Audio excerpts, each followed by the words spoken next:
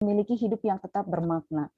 Nah, pada hari ini kita menghadirkan beberapa narasumber banyak. Kita hari ini akan menghadirkan formatnya sedikit berbeda dari sebelumnya. Kita akan menghadirkan format seperti talk show. Yang pertama narasumber adalah Ibu Rindu Elok Fitria. Halo Ibu, selamat pagi. Halo, Beliau Ibu, adalah selamat caregiver pagi. dari Ibu Dewi Reni Matovani. Betul ya Bu ya? Ibu Reni, Betul, apakah ada? kebetulan. Halo. Halo, bisa kedengar Ya, mungkin ya? Ya, bisa, nggak apa-apa. Ibu Nggak apa-apa, Dewinya, tapi ya gimana? Ibu kebetulan hari tadi sedang tidak mood. Oh ya sudah, nggak apa-apa. Kita maklum. Kita Ya maaf maklum, nggak ya. apa-apa. Ya Nggak nanti apa-apa, tapi saya ada coba wakilnya. mendekati beliau. Ibu Rindu Ya, nanti bisa ya. sharing. Oke. Yang kedua adalah narasumbernya adalah Ibu Dewa Ayu Rai. Halo, selamat pagi Ibu Dewa. Itu sudah dada apa kabar? Ibu Dewa adalah caregiver dari Bapak Cokorda Gede Dirgayusa Pemayun Gianyar dari Bali ya Pak ya. Betul, aduh, halo selamat pagi Bapak. Kedua narasumber ini akan membawakan topik yaitu menjadi lansia yang aktif dan produktif agar hidupnya tetap bermakna. Kemudian disusul narasumber yang ketiga. Narasumber kita yang ketiga adalah seorang narasumber yang pakar banget, sudah kesayangan kita semua, Dr. Alvin Wiharja, spesialis kedokteran olahraga, yang akan membawakan topik tentang Senior Fit Program. Bersama mungkin nanti dibantu oleh Dr. Tania dari Bali ya. Izinkan saya untuk menyebutkan dulu sebelumnya tata tertib selama acara. Mohon kepada teman-teman yang baru hadir, baru bergabung, jika nanti masuk atau mungkin yang sudah di dalam, mohon mic-nya dimatikan agar mic nanti yang berlangsung selama acara hanya narasumber. Kemudian jika ada dari rekan-rekan yang ingin bertanya, kami persilakan untuk menuliskan di kolom chat, tuliskan nama Anda, asal kota, kemudian pertanyaannya apa. Kemudian selain ini acara juga bisa disaksikan secara live di YouTube Alzi Bandung, betul ya Mbak Feby?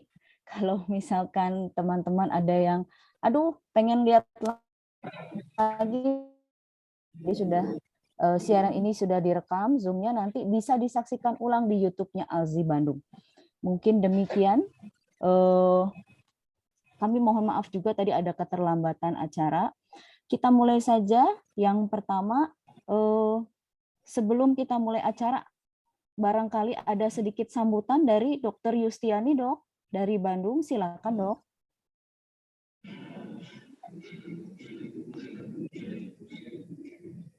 Dok, maaf masih di mute.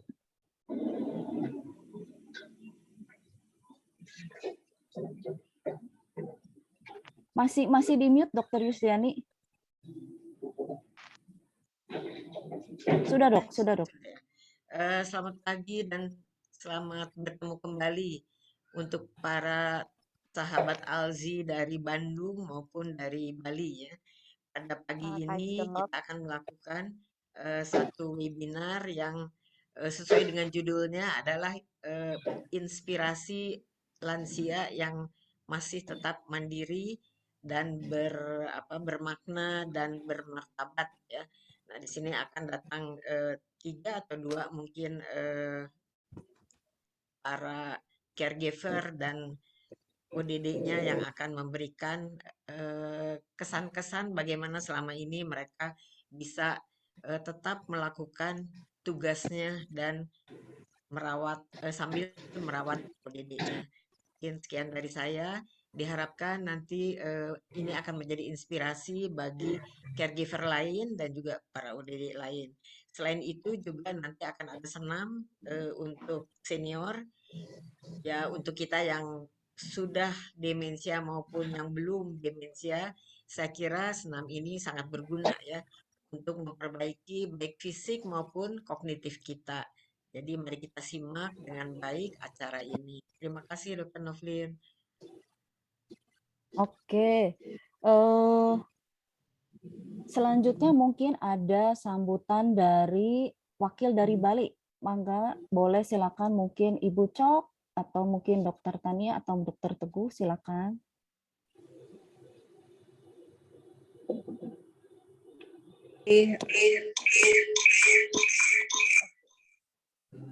Oke.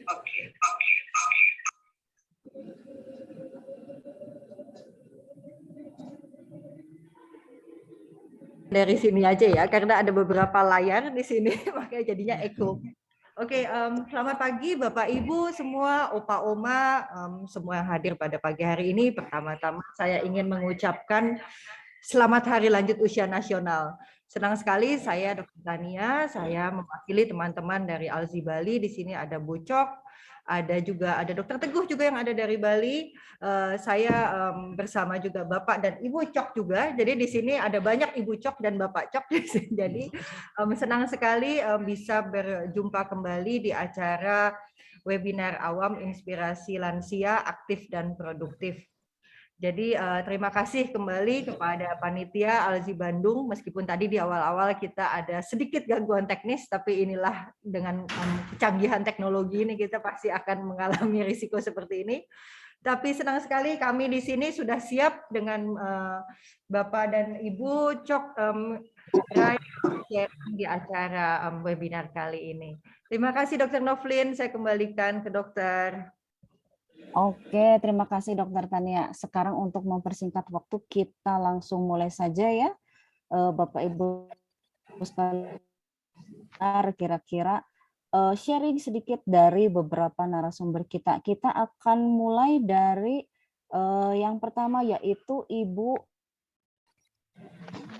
Rindu, yang akan tentang pengalamannya bersama Ibu Dewi Redi Matovani. Silakan Ibu Rindu dan Ibu Dewi, saya persilakan. Mungkin didampingi Dokter Chandra juga sebagai dokter yang merawat. Baik, terima kasih Dokter Novlin. Ya Ibu Rindu, silakan Ibu. Nanti saya yang play slide-nya. Oh iya. Selamat pagi. Perkenalkan nama saya Rindu Elah Fitria. Saya adalah putri dari Ibu Dewi Reni. Saya juga ibu rumah tangga dengan 2 anak, putra dan putri. Ibu Dewi juga beliau adalah seorang pensiunan guru seni di SMK Negeri Bandung. Lalu mungkin pengalamannya selama merawat ibu mungkin ya. Iya benar.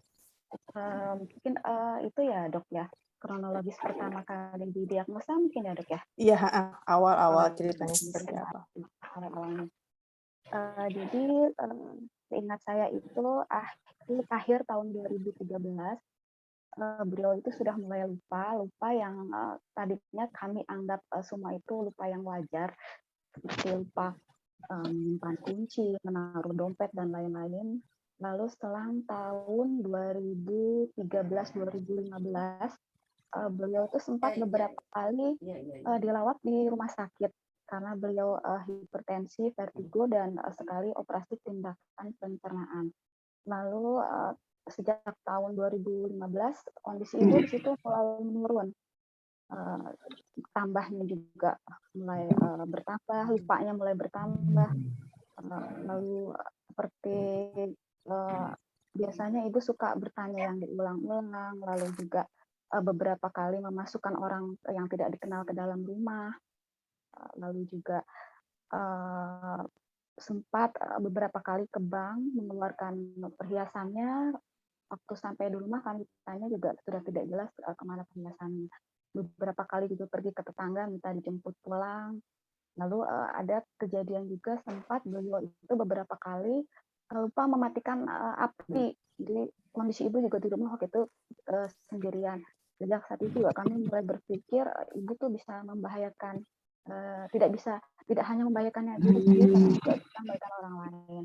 Lalu tahun 2019 kami bawa lagi beliau untuk periksa dan ternyata di situ didiagnosa beliau mengalami penurunan fungsi otak dan demensia. Sejak itu kondisi ibu terus menurun, tapi karena berbarengan juga dengan masa pandemi dan juga dengan berat hati kami juga belum bisa membawa ibu ke rumah. Lalu akhir tahun 2020 kalau nggak salah masuk 2021 ibu juga sempat stroke, lalu juga terjatuh, dan juga sejak saat itu akhirnya kami sepakat untuk merawat ibu di rumah, dan kondisinya juga sekarang ibu berangsur membaik, tapi ibu sudah tidak paham fungsi barang, sudah tidak paham letak ruangan, ruang TV, ruang kamar mandi, tidur, dan lain-lain. Lalu juga ibu sudah tidak paham betul ini siang atau malam, dan lupa terhadap anak maupun cucunya. Itu ya dok ya, yang saya Ya, baik. ya. Oke, terima kasih Ibu Rindu. Selanjutnya Bapak Ibu sekalian, saya akan play sedikit kegiatan-kegiatan yang maminya Ibu Rindu ini, Ibu Dewi, bisa lakukan di rumah sampai saat ini. Ini Ibu Dewi masih bisa ngikutin senam di rumah dengan ngikutin dari YouTube ya Bu Rindu ya. Dia masih semangat sekali nih. Pagi-pagi biasanya supaya menambah semangat ibu, saya suka setel itu di TV acara senam lansia. Ah iya, nanti ini ada Dokter Alvin nih nanti nih akan dijelaskan lagi senam-senam buat lansia. Kemudian berikutnya kegiatannya masih menyiram tanaman.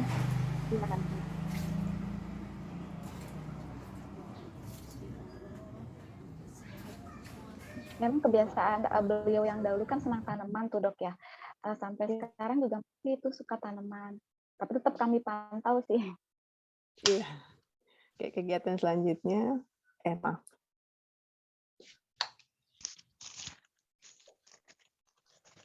Masih berusaha untuk belajar menulis kembali ya, Ibu Dewi ya. Iya betul.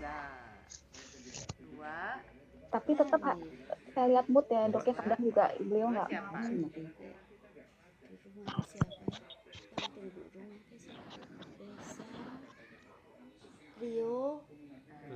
Sambil berusaha mengingat cucu-cucunya ya. Betul. Mengingat nama anak dan cucu.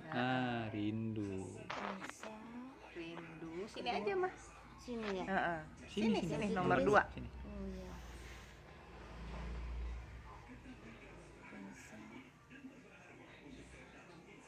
Oke.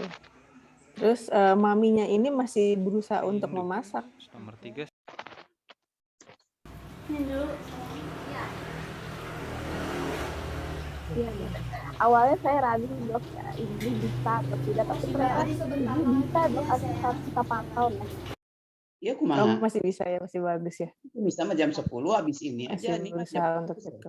Kan? Baik. Mungkin Iya, selanjutnya Ibu Rindu bisa sharing sedikit tantangan hambatan yang biasanya keluarga ya, terutama Ibu Rindu karena yang lebih kontak lebih sering terhadap mami Ibu Rindu ya.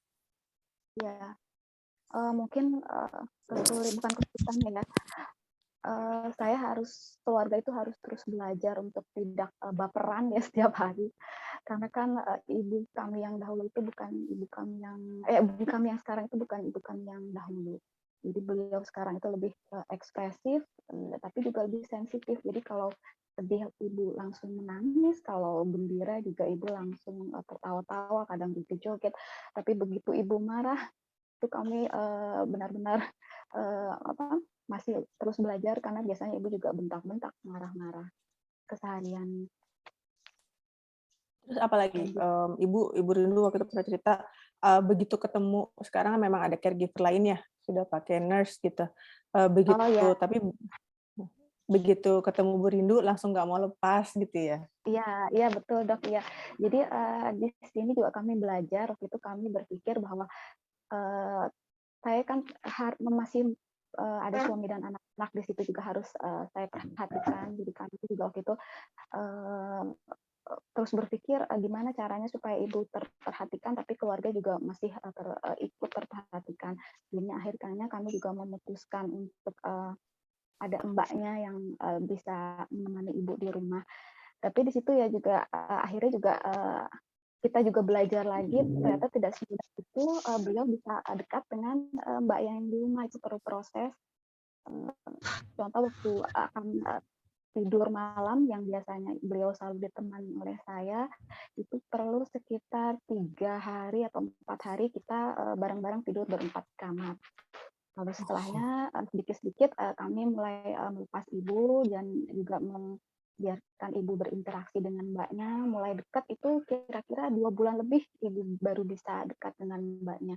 Dan itu pun juga menjelang sore itu biasanya kan ibu panik ya dok ya, ada sindrom Ya, saya lupa memang. namanya ya. Itu Sundowning syndrome. ya ya.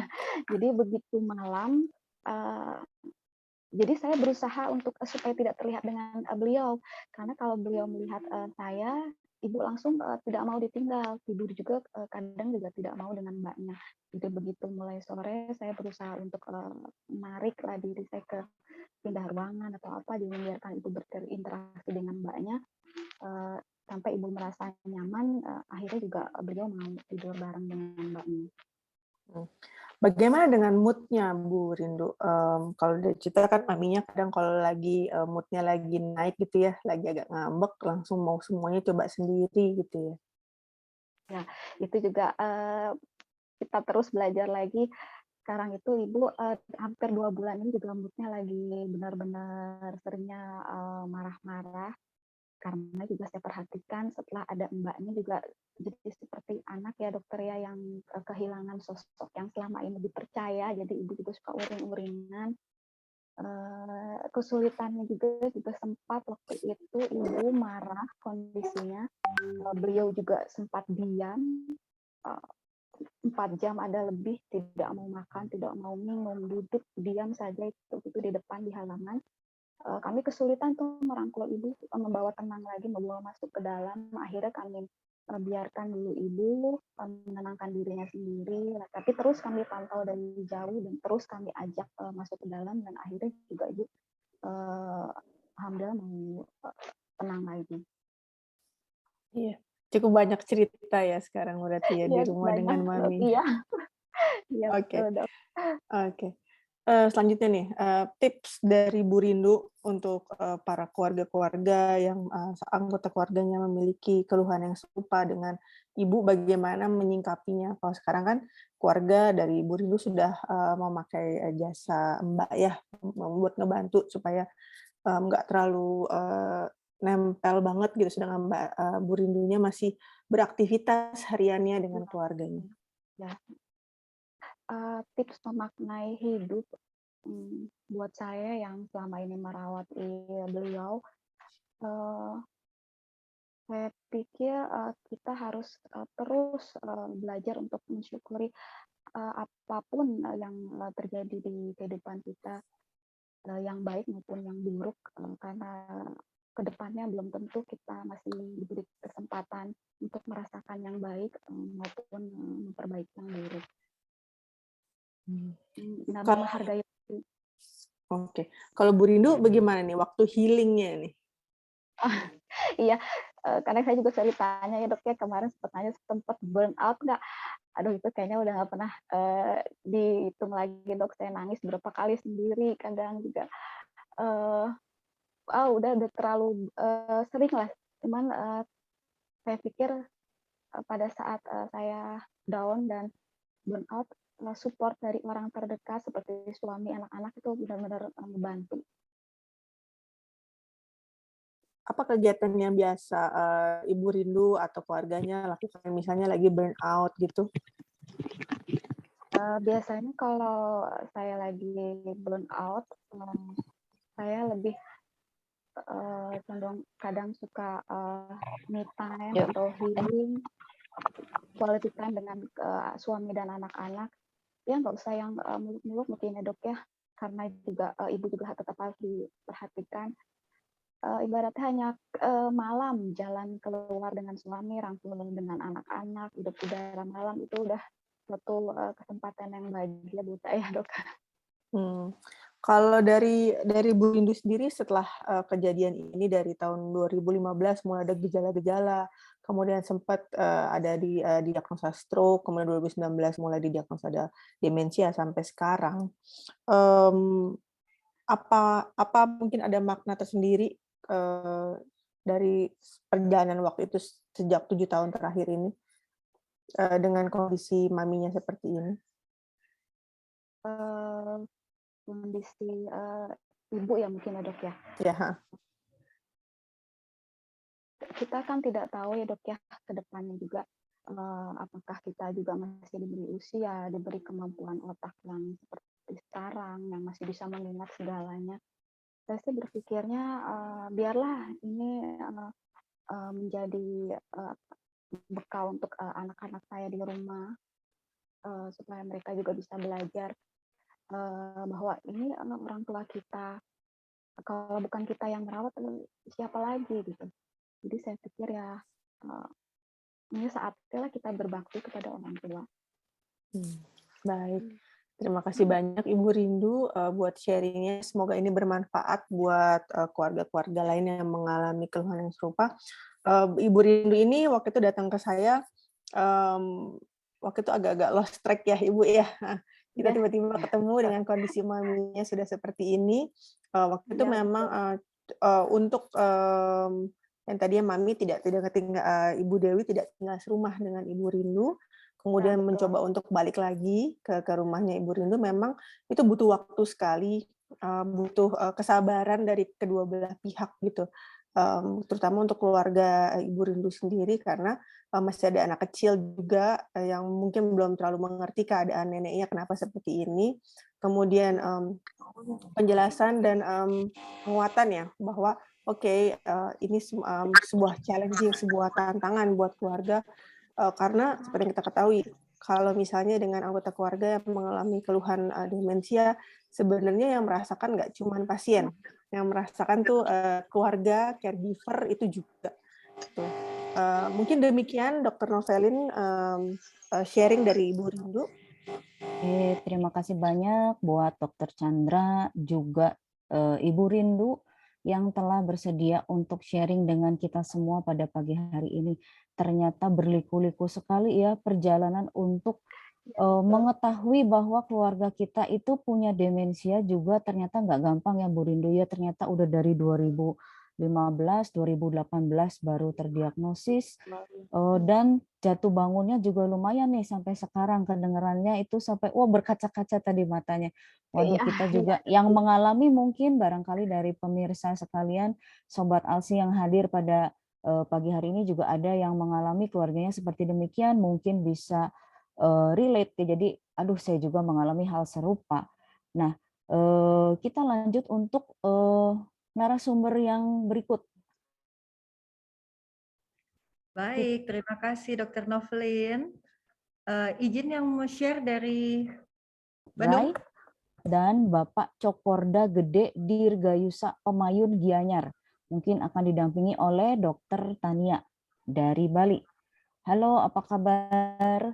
Silakan Ibu Dewa Ayu, kami persilakan. Perkenalkan, nama saya Dewa Ayu Rai. Suami saya namanya Cokordo Gede Dirgayusa Pemayun. Nah, umur saya 69 tahun. Suami saya umurnya 74 tahun. Dan itu suami saya punya penyakit jantung, hipertensi, gula darah, lagi asam urat, banyak penyakitnya. Saya sekarang mengambil kewajiban suami saya sebagai apa layaknya saya jadi tulang punggung keluarga. Tulang punggung keluarga. Saya berusaha. Kalau pagi saya ngasih makan, ngasih minum obat, dan itu saya berusaha ke pasar jualan biar ada untuk menafkah tiap harinya. Saya punya anak 3. Sudah itu udah nikah semua anak saya tidak mau membebani anak saya terlalu berat, saya masih bisa berusaha, bersyukur suami saya bisa mengendal untuk obat, untuk BPJS, udah 8 kali masuk opnam di Sanglah, di Gianyar, semua rumah sakitnya sudah dimasuki, masih juga sekarang udah agak mendingan, bersyukur saya udah dikasih sembuh sama Tuhan. Semoga besok-besok lagi biar enggak lagi kambuh penyakitnya. Nah, Ibu Cok bisa nggak cerita nih sama yang hadir di sini, Bapak ini terdiagnosa demensia itu atau pikun tuh kapan sih? udah lagi dari 2 tahunan kira-kira. Tapi itu udah lagi bagus ingatannya, lagi hilang ingatannya. Kadang-kadang baru barangnya ditinggal, udah betul lagi dia nanya, tapi dia santai. Sama kayak saya santai, happy aja. Saya gini, ntar aja ketemu, biarin dah. Itu udah dia juga begitu, dia tidak pernah marah sama sekali. Apanya hilang, ya biar. Itu dari dia memang segitu dari saya nikah, dia tidak pernah marah, Kalau saya baru sering marah, Bu, dokter. Aduh, itu udah kok juga dikasih penyakit segini udah nggak pernah marah, udah pernah benci sama orang, dia baik, orang di kampung semua dia bilang baik. Naknya saya nak saya aja semua dia bilang baik hati gitu. Kok penyakitnya semua dihandle sama dia. Iya Ibu, jadi kalau misalnya ini luar biasa sekali ya yang partisipan yang hadir di sini. Saya dari awal ini saya salut banget sebenarnya dengan Bapak dan Ibu Cok ini. Jadi yang paling menonjol ini sebenarnya rasa penuh syukurnya nih. Kalau tadi udah kita saksikan sendiri nih ya. Jadi meskipun ini kok meskipun lupa-lupa katanya tetap mengerti. Nggak apa-apa nanti juga ketemu. Nah,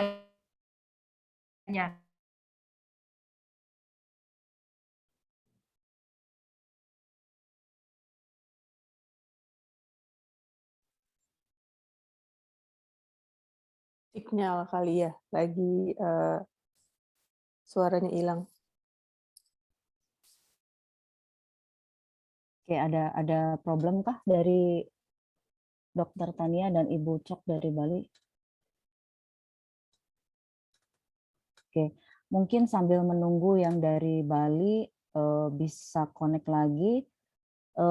Sedikit mungkin untuk yang hadir, tadi beberapa sudah dibahas oleh Dokter Chandra, oleh Ibu Rindu, juga oleh Ibu Dewa, bahwa ada beberapa gejala demensia yang sudah kita sebut.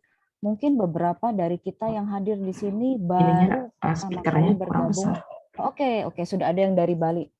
Yuk, mangga silakan dilanjutkan Dokter Tania dan rekan-rekan dari Bali.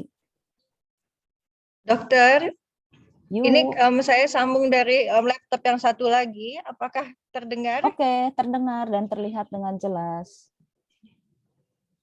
Bentar ya, ini kok tiba-tiba yang satu reconnect.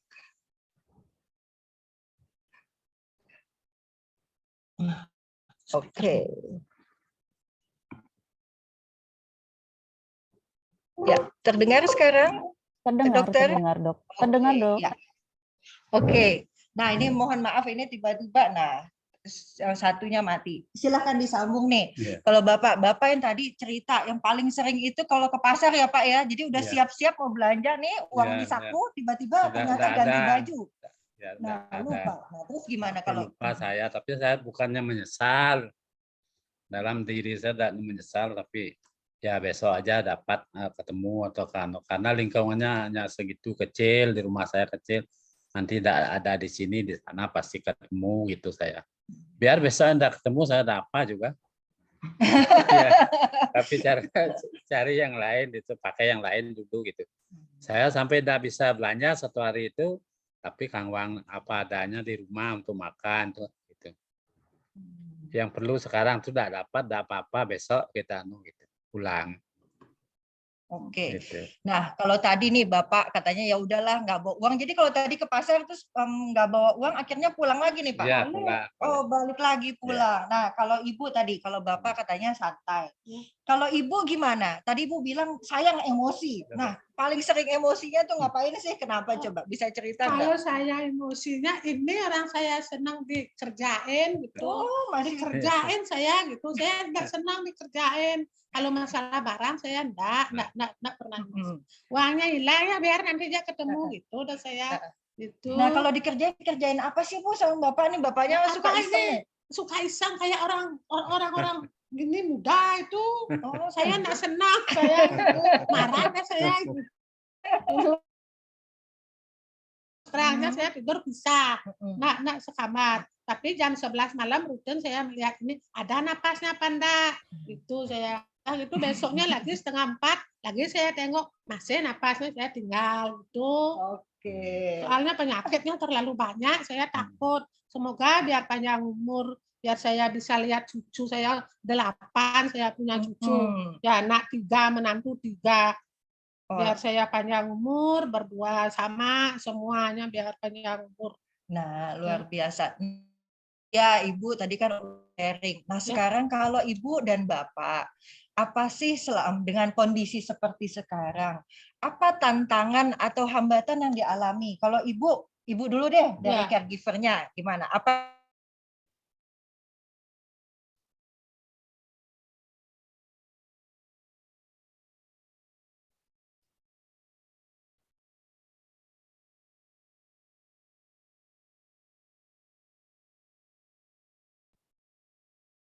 medis, dia tahu apa-apa itu di telepon. Kalau misalnya, tapi dia rutin ngambil teleponnya, saya kan begini, dia sibuk apa enggak sibuk, orang kerjaannya banyak. Tapi saya perasaan. Udah gitu suami saya kalau enggak penting saya enggak dikasih nelpon, jangan di telepon adiknya dia sibuk. Itu kalau anak-anak semua jauh, tak mungkin nanti gini macet di jalan tuh 1 jam belum tentu datang ya, belum tentu nyampe. Biarpun udah berangkat baru telepon, tapi kan macet di Denpasar.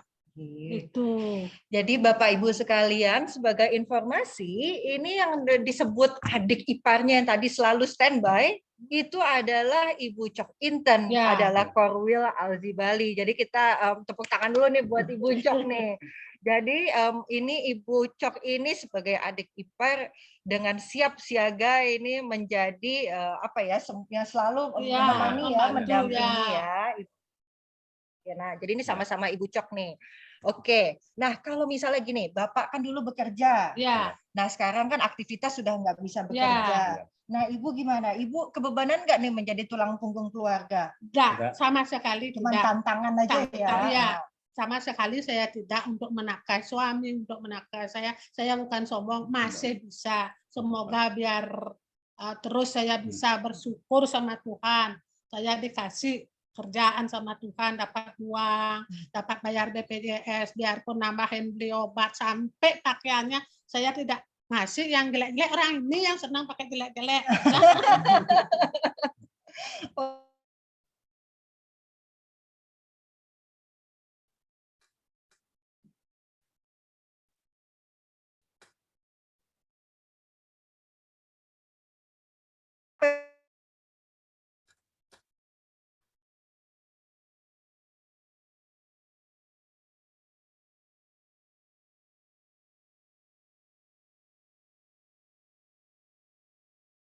Halo, dokter. Masalah makanan, masalah pengobatan, masalah biaya hidup saya. Malah kadang-kadang istri saya bisa mengasihi anak-anak saya itu yang sudah kawin tuh ngasih enggak begitu banyak, biar 100.000, 200.000. Nah, tiap minggu saya juga sedikit-sedikit dari hasil jerih payah. Tetap juga bertobat, berjualan, mengobati saya, membelikan obat tambahan itu Pak, selain BPJS. Tetap itu. Saya tidak ada penyesalan apa, saya bersyukur kepada Tuhan. Luar biasa ya Pak ya. Jadi meskipun kalau misalnya minum obat sekarang harus terus didampingi ya Bapak dan Ibu ya. Jadi ini tadi kalau ceritanya, jadi Ibu ini tiap hari kan ke pasar berjualan. Tapi luar biasa sekali, Ibu pagi berangkat setelah jam makan pagi dan minum obat. Siang untuk memastikan kalau Bapak tidak salah minum obatnya, siang Ibu juga pulang kembali. Jadi luar biasa ini pasangan ini, dynamic duo ini memang, karena beliau tinggal hanya berdua, tapi masih bisa secara dari awal ini meskipun dengan diagnosa penyakitnya, jadi Ibu ini dan Bapak masih bisa nih bekerja sama untuk tetap aktif. Nah mungkin kita yang terakhir ya, jadi ini ada tips dari Bapak dan Ibu. Nah, kenapa sih bisa sesantuy ini, kalau bahasa sekarang ini santuy banget ini couple ini. Nah, ini coba silahkan di-sharing nih, kan kalau Ibu dan Bapak udah sharing apa? Kalau hidup itu harus apa tadi katanya, harus santai katanya. Saya hidup harus santai, harus happy, harus rajin sembahyang, berdoa sama Tuhan, bersyukur, saya hidup tetap bersyukur, baru bangun saya jam 12 malam saya bangun bersyukur masih dikasih napas sampai sekarang. Udah itu pagi besok saya lagi bersyukur udah dikasih hidup sampai sekarang, udah sembuh. Suami saya tiap sembahyang, ya Tuhan, saya terima kasih, suksema udah dikasih sembuh suami saya. Itu yang saya banggakan, suami saya aja satu-satunya Tuhannya saya hidup yang saya lihat, inilah Tuhannya saya, tidak ada yang lainnya. Nah, istirahatnya gimana? Harus cukup ya? Kalau ya harus cukup istirahat tidur. Saya cukup, saya tidak pernah begadang, tidak pernah. Jam 7, jam 8 saya udah masuk kamar. Ini masuk kamar, saya hidupin YouTube, biar saya tidur, udah tidur itu diam, dah saya YouTube-nya sampai diam di sana. Kalau enggak sampai YouTube saya enggak bisa tidur. Oh, berarti istirahat harus cukup. Iya. Nah, kalau Bapak, jadi kalau kita makan makanan, Bapak masih makan yang ini enggak? Yang banyak lemak-lemak atau enggak ya? Enggak. Berarti makanan harus sehat ya? Sehat. Oh, luar biasa sekali. Nah, ini juga tadi cerita Ibu dan Bapak juga nganterin Bapak, ceknya kontrol rutin ya Pak? Rutin, tiap bulan, kadang 2 kali, kadang 1 kali. Nah, berarti juga cek kesehatan harus Ya. teratur. Untung ada yang mengantarkan ya. Ya. Nah, yang terakhir adalah kita harus tetap aktif Ya. dan beraktivitas secara biasa ya. Meskipun ada halangan, Bapak tetap aktivitas, apa yang bisa dikerjakan di rumah? Ya, saya menyapu, Rapi-rapi rumah, ini saya rapi-rapi enggak rumah, pernah bikin air panas, itu tetap saya Ya, meskipun usaha. dalam misalnya ada Ya. beberapa kegiatan dengan Iya, pengawasan iya, ya, iya, tetap iya. jadi tetap beraktivitas, tetap aktif Iya, untuk iya. melaksanakan kegiatan. Ya. Ibu juga tetap aktif untuk berjualan ke pasar. Ya, Nah, jam 7 sampai jam setengah 9. Cuman luar sebentar biasa. saya ya biar gini aja, biar ada aja gitu. Ya. Tambah-tambahan Iya. dikit-dikit. Kadang-kadang saya sudah sembuh, saya mengantar pagi-pagi Ya. naik sepeda motor, kalau sembuh. Dekat kok. Dekat. Oke, terima kasih Ibu dan Bapak Cok, luar biasa sekali. Saya kembalikan, ini luar biasa sekali cerita sharing ini dari Bali. Jadi Bapak dan Ibu sekalian, yang banyak sekali yang kita bisa tangkap dari kegiatan atau kehidupan Bapak dan Ibu dari Bali ini. Jadi saya kembalikan ke Dr. Novlin ya Dok untuk melanjutkannya. Makasih. Oke, terima kasih. Kemudian Bapak dan Ibu Cok juga ternyata namanya. Jadi kalau dari tadi saya panggil Ibu Cok sebetulnya yang noleh ada banyak. Saya pikir memang yang ada Ibu Cok yang pengurus Korwil Azi Bali. Ada Ibu Cok di layar di seberang Bapak saya Cok, ini. ternyata memang masih keluarga. Oke. Kita lanjut dulu ke sesi yang ketiga ya dengan Dr. Alvin nih. Mungkin sudah pada tidak sabar ingin tahu bagaimana sih Senior Fit program itu, latihan olahraga di rumah untuk lansia atau mungkin bersama caregiver bisa olahraga bersama, atau mungkin yang masih muda pengen mencegah demensia, mencegah pikun, kira-kira olahraga seperti apa? Mungkin Dr. Alvin, apakah sudah hadirkah Dr. Alvin? Oke dong. Selamat pagi Dr. Melin. Silakan Dr. Alvin. Oke, terima kasih. Sebenarnya program Senior Fit program itu salah satu program, istilahnya kita mau bikin program yang bisa dilakukan oleh teman-teman dan juga istilahnya ODD di rumah secara virtual dan juga secara offline sih. Biasanya akan ada program-program dari Hovi Club Sabe dan juga Hovi Assisted Sabe dan juga Hovi Club Teguh Umar yang dipimpin oleh Dr. Teguh. Nanti mungkin bisa sharing-sharing apa nih Hovi Club sebenarnya, seperti itu. Nah, salah satu programnya yang bisa dinikmati secara online, secara bersama-sama adalah program Senior Fit Program.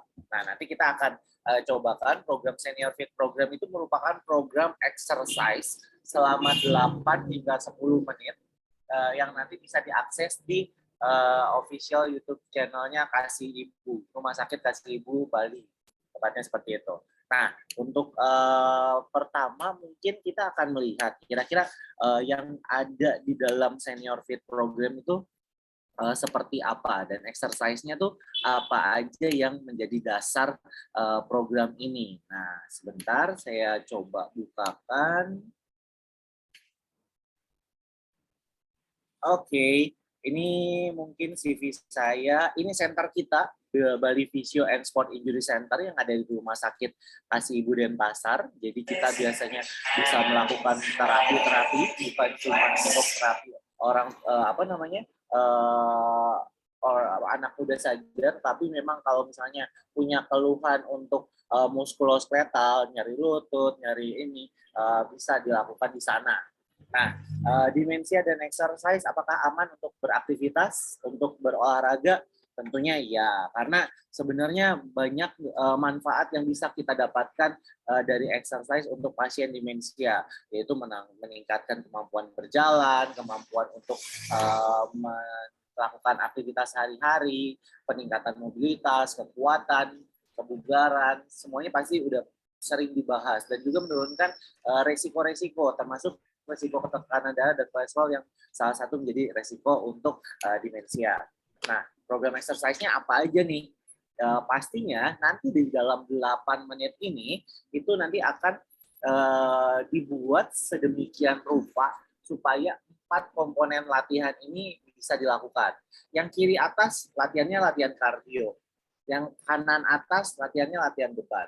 Yang kiri bawah itu mungkin ada latihan stretching, yang kanan bawah itu latihan dari proprioseptif, keseimbangan, dan juga istilahnya neuromuskular, seperti itu. Oke, jadi apa yang harus dilakukan untuk latihan kardio? ODD biasanya akan disarankan untuk melakukan aktivitas aerobik 3-5 kali seminggu, sesinya mungkin bisa 20 menit hingga 30 menit, kemudian termasuk untuk dapat dilakukan pengaturan di latihannya di rumah, di gym, atau bahkan di kelompok kerja atau di kelompok komunitas. Nah, kelompok komunitas ini biasanya salah satunya adalah Coffee Club, di mana Coffee Club nanti bisa ketemu dengan rekan-rekan yang lain, yang sama-sama mau sehat dan juga mau aktif dan mengisi harinya dengan penuh manfaat, seperti itu. Latihan-latihannya bisa menggunakan sepeda statik, stationary bike, atau ergo cycling untuk kaki, atau ergometri untuk tangan, berjalan di atas treadmill, program berjalan bertahap, menaiki tangga juga dapat meningkatkan kebugaran, atau berkeliling ke lapangan. Dan ini tentunya di Hobi Club Teguh Umar, Marinda Park, itu alatnya banyak banget. Ada alat yang memang didesain khusus untuk dapat melakukan aktivitas seperti ini. Dan juga latihan-latihan fisik bisa untuk meningkatkan kebugarannya. Nah, intensitasnya bisa kita mulai dari yang sangat ringan. Nah, biasanya kita akan berpatokan latihannya itu sampai dengan intensitas yang moderate atau yang sedang, jadi tidak terlalu berat. Karena latihan yang di moderate ini dia bisa meningkatkan imunitasnya juga. Nah, jangan lupa bahwa aktivitas dengan durasi singkat akan memberikan manfaat yang bersifat kumulatif. Jadi kalau waktunya nggak banyak nih, cuman punya waktu 10 menit, sudah lakukan saja. Nanti kalau ketika ada waktu lagi, itu bisa ditambahkan aktivitasnya. Sehingga kalau dikumpul-kumpul dari hasil penelitian, ya memang sangat bermanfaat untuk melakukan aktivitas dengan durasi yang disarankan. Dan perlu diingat juga bahwa melakukan sedikit latihan lebih baik dibandingkan tidak melakukannya sama sekali. Untuk latihan strengthening bisa dilakukan 2-3 kali seminggu, lakukan untuk kelompok core tertentu, kemudian dapat dilakukan di rumah, pusat komunitas, tempat rehabilitatif, atau gym. Dan nanti ada latihan yang kita coba akan tayangkan, dan itu yang mungkin nanti bisa dilakukan di rumah, tepatnya seperti itu. Latihan beban, targetnya lengan, kaki, penggunaan bebannya mulainya harus dari beban badan sendiri, jangan pakai beban dulu. Nanti ketika sudah oke, ketika sudah tahu gerakannya sudah baik, boleh pakai beban bebas, boleh pakai karet, boleh pakai mesinnya boleh bisa pinjam, bisa lakukan lagi Coffee Club, dan juga pelatihannya dilakukan secara progresif atau meningkat sedikit demi sedikit. Yang paling penting juga latihan balance, jangan sampai jatuh. karena kalau udah jatuh itu repot sekali. Jadi apa namanya, bahkan banyak jadi titik balik bahwa ketika jatuh jadi patah tulang, kemudian patah tulang pertama biasanya 60% kalau dari penelitian itu diikuti dengan patah tulang yang kedua. Oke. Jadi menyelesaikan aktivitas sehari-hari dengan meningkatkan fokus kegiatan tersebut seperti berjalan cepat tetapi aman, bergerak di sekitar ruangan, melewati rintangan, naik turun tangga, itu akan dapat meningkatkan keseimbangan. Atau misalnya program Tai Chi, atau program Senior Fit program yang nanti akan kita coba tayangkan dan mungkin rekan-rekan bisa coba lakukan. Oke, terima kasih. Slide-nya mungkin nggak terlalu banyak, tapi lebih banyak nanti program dari si Senior Fit-nya itu. Saya izin untuk bukakan program tersebut. Dokter Tania masih ada? Ada, Dok. Siap-siap ya Dokter Tania, mungkin kita akan tampil di sini. Oke, saya izin untuk memutarkan. Ini merupakan program kolaborasi dari Coffee Assisted Saber. Nanti mungkin Dokter Tania bisa sharing sedikit ya, Coffee Assisted Saber, kira-kira program apa yang bisa dilakukan di sana. Ini dia programnya.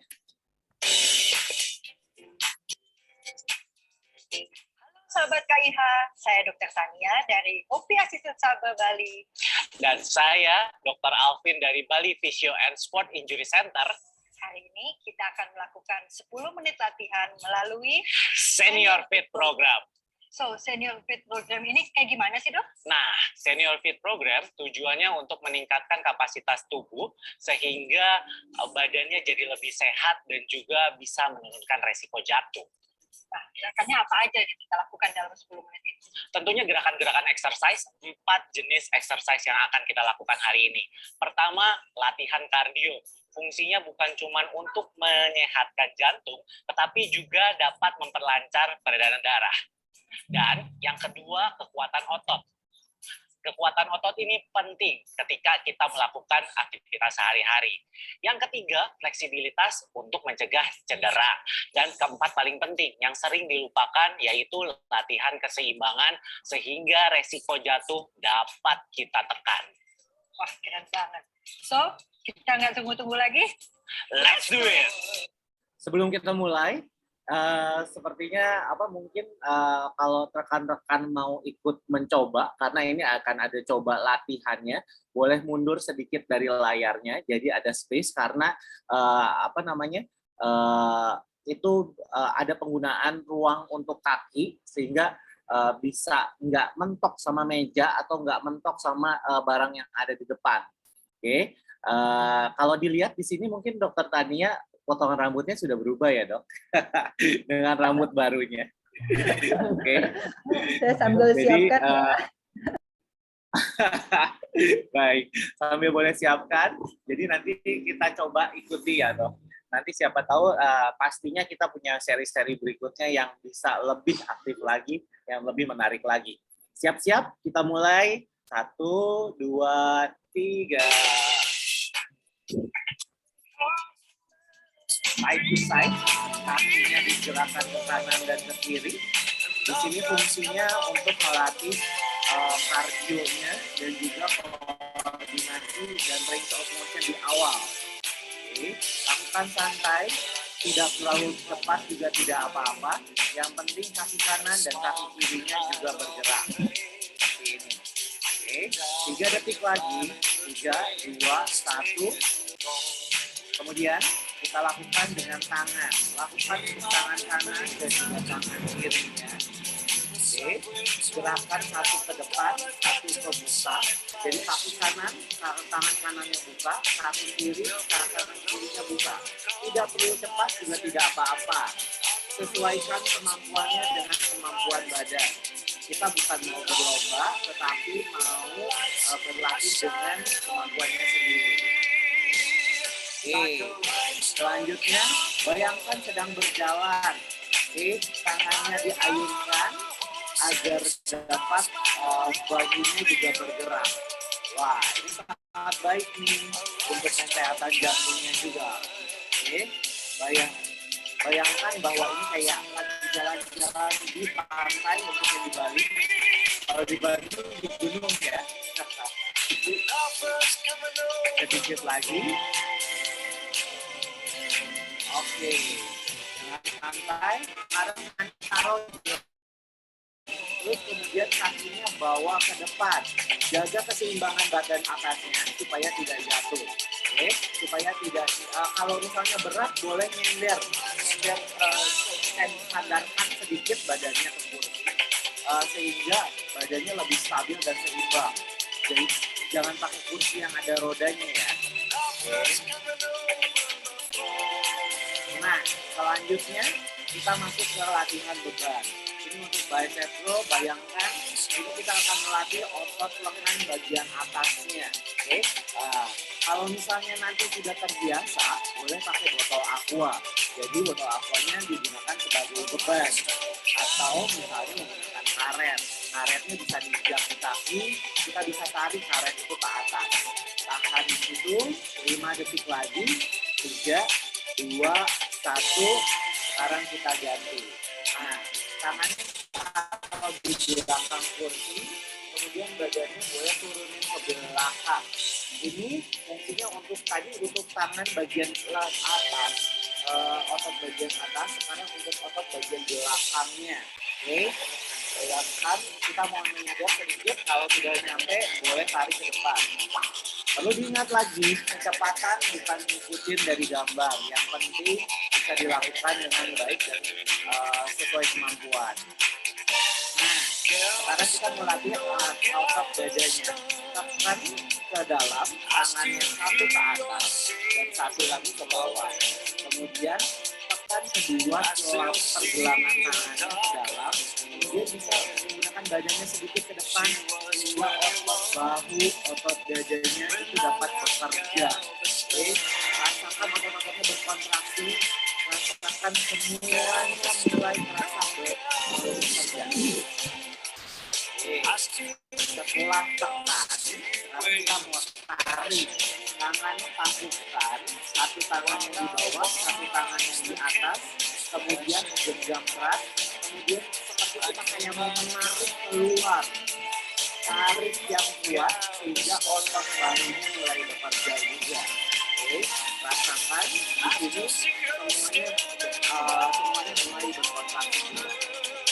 Terus jangan lupa posturnya, angkat sedikit badannya ke atas, kunci perutnya masuk ke dalam. Oke, selanjutnya kita mau putar, mau stretching sedikit. Tangan kanan, tangan kirinya boleh taruh di pahanya, kemudian putar. Jangan terlalu putar, jangan terlalu dalam. Tarik sedikit aja. Nah, itu 15 detik. Kemudian kita ganti ke sisi yang berlawanan.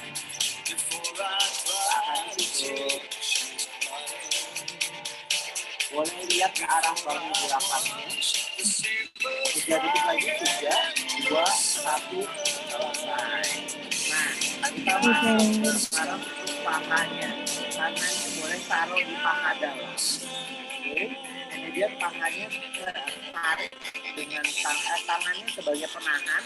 Pahanya berusaha untuk menekan ke dalam. Kita akan kontraksikan paha dalamnya. Oke, semua terlihat oke ini. Sedikit lagi. Cocokannya sebenarnya hebat sekali.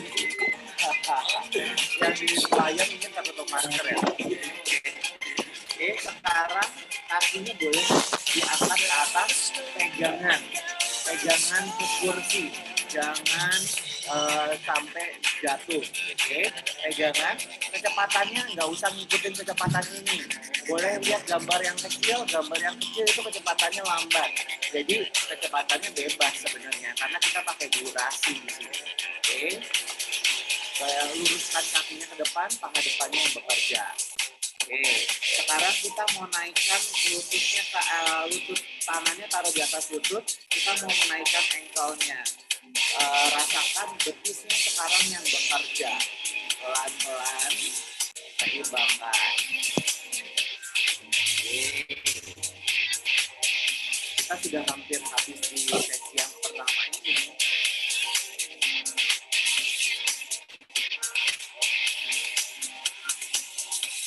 Oke, ini sesi terakhir. Sesi terakhir ini mungkin boleh pindah dulu ke belakang kursi. Kalau yang keseimbangannya jelek, yang maksudnya takut ini mungkin ODD-nya bisa bantu untuk jagakan ya.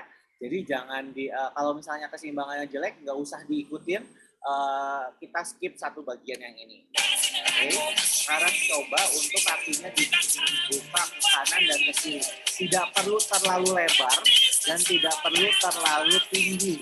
Oke, yang penting seimbangnya bisa dilakukan. Pegangan ke kursinya atau pegang ke tempat yang istilahnya lebih stabil. Oke. Kurang lebih seperti itu Senior Fit program yang ada di PSC Saber dan juga Bali Sports Injury Center.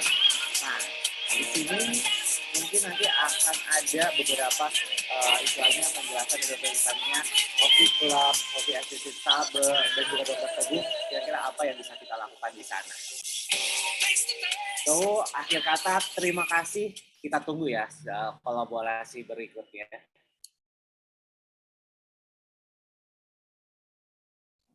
Nah, kira-kira Dr. Tania mungkin ada yang mau disampaikan sedikit mengenai Coffee Assisted Saber, kira-kira programnya kok bisa sih sampai kita buat program kayak Senior Fit program gini gitu sebenarnya.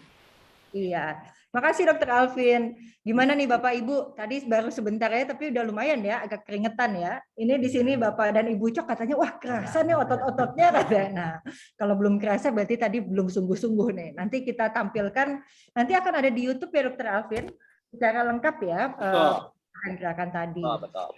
Nah, baik, jadi terima kasih Dr. Alvin atas pemaparannya. Perkenalkan saya Dr. Tania, saya adalah Center Manager di Hovi Assisted Saber. Nah, Hovi Assisted Saber juga itu merupakan sister company juga nih. Di sini ada Hovi Club, ada Dr. Teguh. Hai Dr. Teguh. Nah, jadi kalau Hovi Assisted Saber merupakan pusat perawatan lansia selama 24 jam. Jadi kalau di Hovi Assisted Saber ini adalah tempat lansia beraktivitas dan juga untuk tinggal. Berbeda dengan Hovi Club, kalau Bapak Ibu yang beberapa minggu yang lalu bergabung dalam acara kami, webinar kami, itu ada Dr. Teguh di sana yang sudah memperlihatkan aktivitas-aktivitas apa saja yang dapat dilakukan di Hovi Club Teguh Umar. Nah, kami ini Hovi Assisted adalah tempat beraktivitas lansia sekaligus untuk tempat tinggal, baik itu dalam waktu singkat maupun dalam jangka waktu panjang. Nah, di tempat kami ada orang dengan demensia, ada lansia juga yang membutuhkan rehabilitasi setelah post-stroke atau setelah stroke atau setelah operasi. Nah, tadi Dr. Alvin nanya, kenapa sih kita kok memikirkan gerakan apa? Karena begini, biasanya nih lansia, mungkin nggak semua lansia ya, tapi beberapa lansia khususnya misalnya orang yang pernah jatuh atau misalnya pernah habis stroke, mereka biasanya kalau kita minta, yuk kita aktivitas fisik, biasanya suka takut nih Dok Alvin. Jadi, aduh nanti gerakannya bener nggak ya, nanti kalau saya jatuh gimana? Nah, inilah hal yang mendasari kami. Jadi dari Hovi Care Bali pada umumnya dan ikut juga dengan BPSI, Bali Physio and Sports Injury Center, ini memikirkan, ini ada Dr. Alvin di sini yang membantu kami untuk membuat program khusus lansia. Jadi exercise khusus untuk senior, makanya namanya Senior Fit Program. Nah, gerakan-gerakan yang tadi yang Dr. Alvin sudah jelaskan mencakup 4 fungsi ya Dok ya tadi ya, penting banget tuh semuanya. Jadi ada kekuatan otot sampai ke keseimbangan. Nah, ini bisa diikuti, nanti program ini akan berlangsung di Hovi Club Teguh Umar. Nah, nanti mungkin Dr. Teguh setelah ini bisa menjelaskan sedikit saja Dokter, Hovi Club ini adanya di mana? Mungkin ada yang belum pernah join dalam acara webinar yang beberapa minggu yang lalu. Mungkin saya undang Dr. Teguh. Dr. Teguh. Ya, makasih. Selamat pagi, Dok. Ya. Nah, Dokter Teguh bisa, nah itu udah ada gambarnya tuh di backgroundnya Dokter Teguh. Jadi ada Dokter Teguh ini adalah Center Manager dari Hoki Club Bali di Jalan Teguh Umar. Di mana program Senior Fit program ini dapat diikuti oleh senior-senior yang menginginkan gerakan-gerakan olahraga yang aman. Ya Dokter Alvin ya, ini ditanggung aman ya Dok ya, tidak menyebabkan cedera kalau bisa dilakukan dengan tepat. Dan itu dilakukan bisa di Hoki Club. Mungkin Dokter Teguh bisa share sedikit ini, Hoki Club ini adanya di mana Dok? Singkat saja Dok.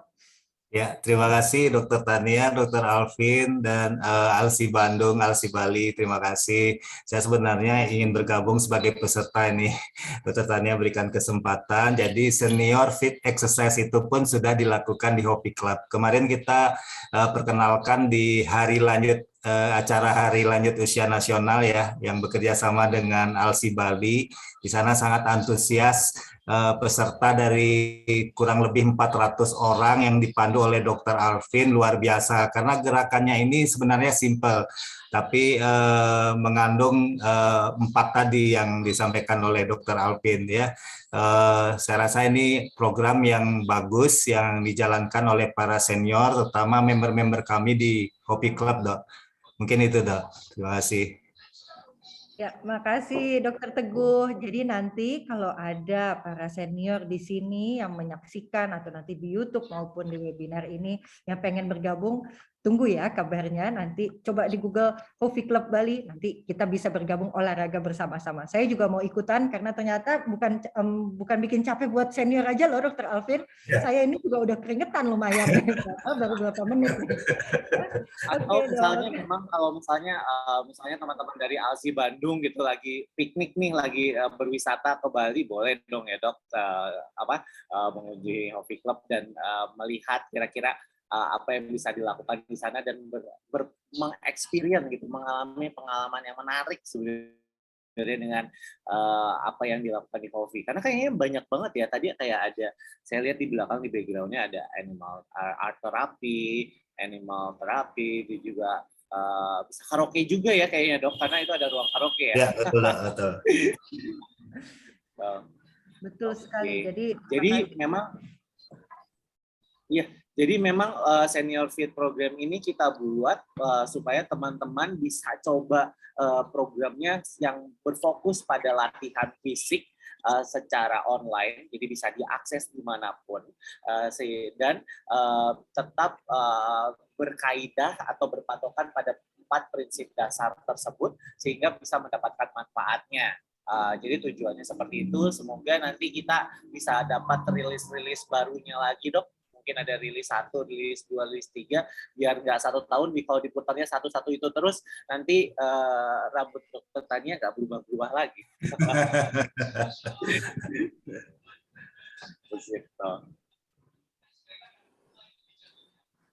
Mungkin kalau dari kita seperti ini, kita kembalikan lagi ke Dokter Novelin sebagai moderator dan MC.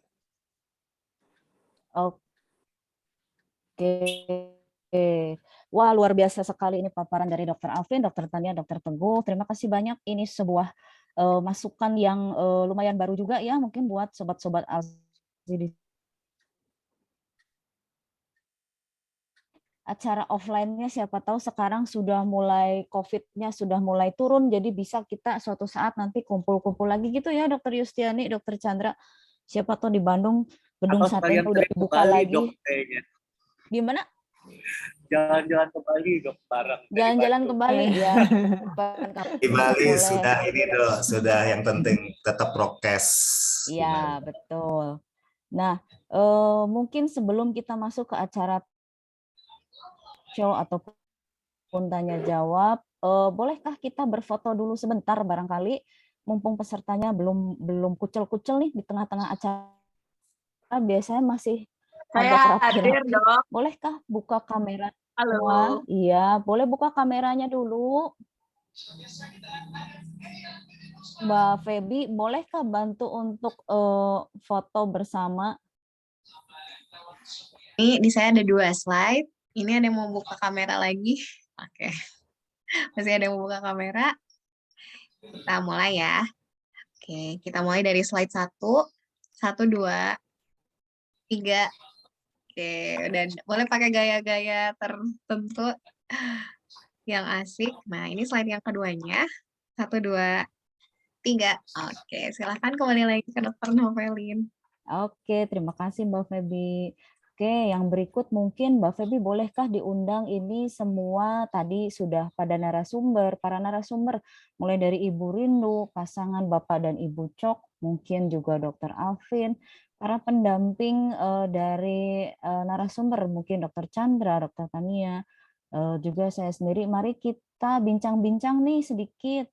Mungkin sudah ada beberapa pertanyaan di kolom chat untuk para Sobat Alzi yang sudah hadir, barangkali ada yang mau menambahkan pertanyaan, usul, atau apapun, boleh silakan di kolom chat jika memang ingin ditambahkan, dipersilakan.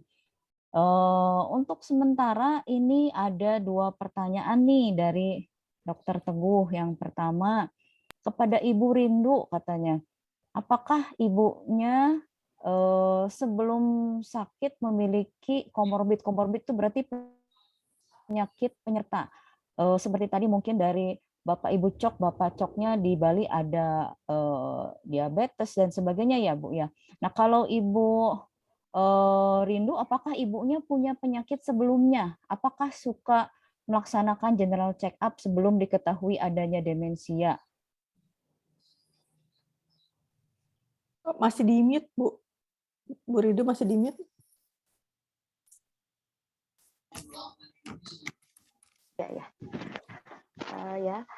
Kalau Ibu Dewi itu sebenarnya secara keseluruhan itu sehat ya, cuman emang beliau itu seringkali darah tinggi, hipertensi, kolesterol dan gula juga kemarin kami cek juga baik ya hasilnya. Kalau komorbid yang lain saya pikir nggak ada sih Dok, cuman emang kebiasaan beliau itu dari dulu itu suka telat makan. Nah, pola makannya juga kurang baik sih. Itu aja sebenarnya. Oke, mungkin itu ya yang sebetulnya mah check up berarti cukup rutin dilaksanakan ya, mungkin Ibu Rindu. Cukup rutin ya. Oke. Saya yakin juga Dokter Chandra sebagai dokter yang merawat pasti sering periksa nih macam-macam. Oke. Kemudian satu pertanyaan lagi untuk Ibu Dewa Ayu. Apakah selama Ibu bekerja, kalau Ibu tadi bekerja ke pasar dan sebagainya, apakah Pak Cok tuh ada yang mendampingi, apa ditinggal saja di rumah, begitu Bu katanya. Mungkin ada bisa jadi masukan untuk yang lain yang punya keluarga di rumah yang memang orang dengan gangguan daya ingatnya pengen selalu ngikut terus nih. Sebenarnya begini, saya hidup cuman berdua. Punya anak, udah nikah ketiganya. Kalau sistemnya orang Bali kan biasanya ikut suami. Kalau saya hidup saya berdua. Kalau sudah saya habis ngasih makan, ngasih minum obat, saya tinggal ke pasar sebentar. Saya kadang-kadang ajak ke pasar. Dia bisa naik motor, kebetulan pasar yang saya tempat jualan dekat. Itu orang saya hidup berdua, enggak ada yang lain lagi nungguin di rumah, enggak ada.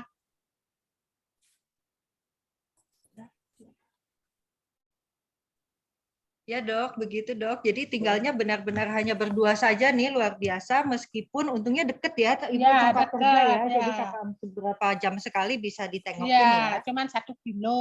Oh, cuman 1 kilo. Dan Bapak nggak keberatan kan ditinggal sama Ibu kan? Nah, Bapaknya juga mengerti. Jadi sampai sekarang ini masih bisa nih katanya ditinggal. Jadi meskipun ini, tapi tetap bisa ya Bu ya? Ya, tetap. Oke, makasih. Oke. Jadi mungkin untuk Bapak nggak masalah ditinggal-tinggal mungkin begitu ya Bu ya. Nah, mungkin juga untuk beberapa yang hadir di sini mungkin ada yang baru bergabung, mungkin juga ada yang belum pernah ikut acara ini sebelumnya. Barangkali ada yang bingung dari tadi ngomonginnya pikun-pikun, gejalanya aneh-aneh, banyak macam-macam, apa aja sih sebetulnya tadi yang sudah disebutkan oleh Ibu Rindu, pasangan Bapak dan Ibu Cok, juga dibantu oleh Dr. Chandra dan Dr. Tania. Itu sebetulnya ada 10 gejala dan tanda demensia yang memang selalu digaung-gaungkan oleh Alzi, yaitu antara lain gangguan daya ingat, dia suka menyebutkan sesuatu berulang-ulang, mungkin begitu. Kemudian dia susah fokus. Kemudian yang berikutnya susah melakukan kegiatan yang familiar. Juga bisa ada disorientasi baik waktu maupun tempat. Bisa nyasar, tadi nggak bisa pulang. Saya dengar ada yang mengalami demikian.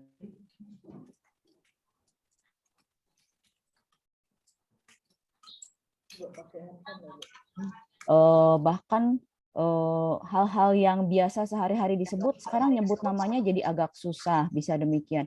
Kemudian mulai suka hilang barang, menaruh barang tidak pada tempatnya. Ini kelihatannya di dua-duanya sudah mulai ada. Bahkan ada yang sering hilang uang, tadi katanya mau belanja, lah kok uangnya nggak ada. Akhirnya nggak jadi belanja pada hari itu. Ya, memang untungnya pasangan Bapak dan Ibu Cok itu sangat bersyukur sekali kepada Yang Maha Kuasa sehingga tidak pernah menyalahkan orang lain. Biasanya kalau ada yang hilang uang, yang disalahkan orang terdekat di rumah.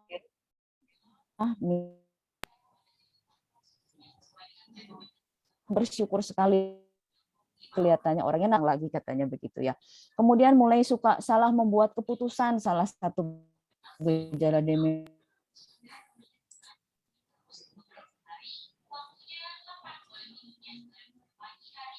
Mungkin bisa demikian. Bisa juga mulai menarik diri dari pergaulan. Jadi nggak mau ketemu dengan sanak saudara, nggak mau ketemu dengan teman dan sebagainya.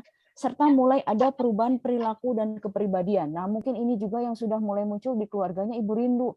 Kadang-kadang kalau lagi kambuh, ibunya kayak hari ini udah nggak mood, atau misalkan kalau lagi bete tadi udah marah, aduh kami juga nggak berani deket-deket katanya sama ibu ya, katanya demikian. Nah, kalau memang demikian, barangkali bisa ada masukan juga, ini pasangan Bapak dan Ibu Coknya hilang ya?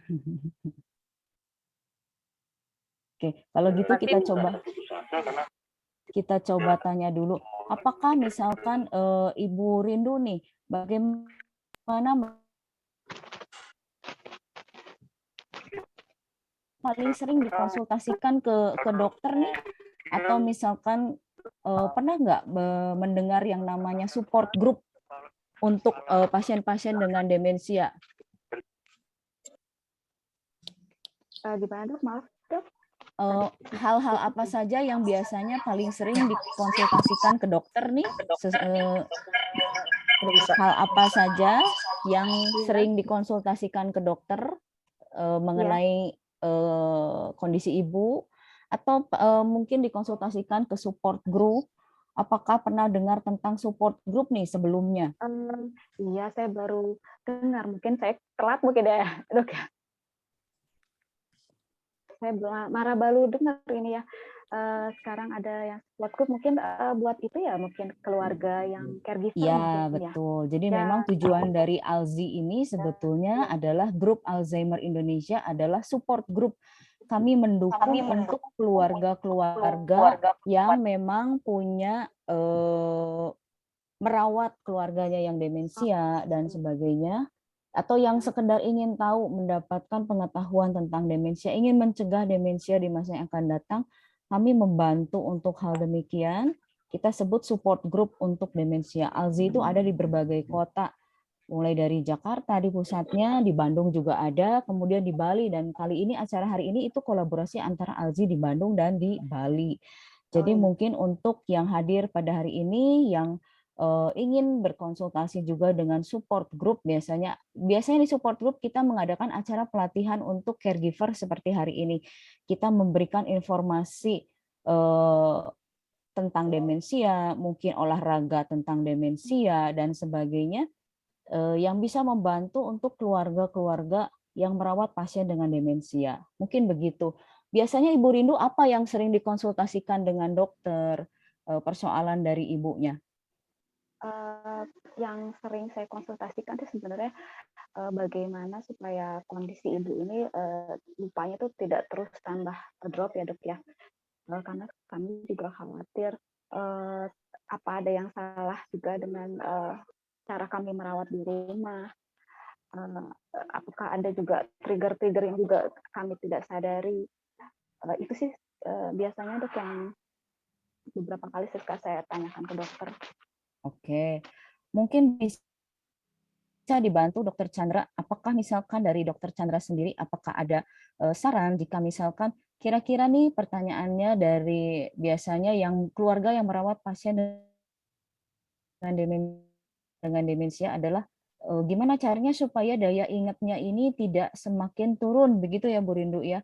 Gimana caranya supaya daya ingat nggak makin turun, dan apakah ada trigger-trigger tertentu yang harus dihindari nih supaya nggak meledak-ledak mungkin kayak tadi, mungkin begitu. Terima kasih Dr. Novelin. Ada masukan, Dok? Iya. Jadi sebenarnya background ceritanya mungkin bisa ditambahkan. Ibu Dewi ini sebelum didiagnosa sebenarnya nggak tinggal bareng dengan Ibu Rindu. Jadi mereka beda rumah. Waktu itu jadi permasalahan adalah membawa Ibu Dewi itu pindah ke rumahnya Bu Rindu. Itu memang butuh waktu sekali waktu itu. Butuh usahanya agak susah karena Ibu Dewi nggak ngerasa itu rumahnya dia. Gitu. Jadi bukan dia bawaannya mau pulang terus ke rumahnya yang di Pulau Laut gitu. Sedangkan di Pulau Laut tidak ada yang ngurus gitu. Waktu itu prinsipnya adalah memang butuh waktu sekali. Dan waktu itu memang dibantu dengan pengobatan juga.